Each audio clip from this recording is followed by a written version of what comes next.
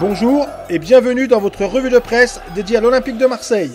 Au programme ce mardi 3 juin 2014, un organigramme un peu flou.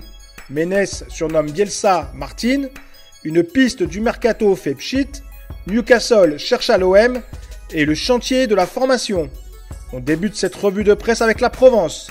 Le quotidien régional revient sur la composition du staff technique de Marcelo Bielsa.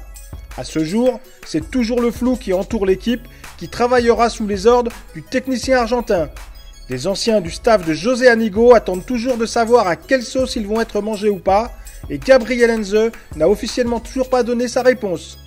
On en saura sûrement un peu plus lors du retour de Bielsa à Marseille pour la reprise le 16 juin prochain. Dans le 10 Sport, on revient sur les déclarations de Pierre Ménès concernant Marcelo Bielsa. Si le journaliste est content lorsqu'une équipe de l'OM est performante, en revanche, il se moque du feuilleton orchestré autour du technicien argentin depuis que son nom est évoqué. Pour cette raison, Pierre Ménès a décidé de surnommer El Loco Martin, comme les livres du même nom qui offrent Martin à la maison, Martin à l'aéroport, Martin à la plage, ironise le consultant de Canal+. Dans But, on préfère revenir sur le mercato estival de l'OM.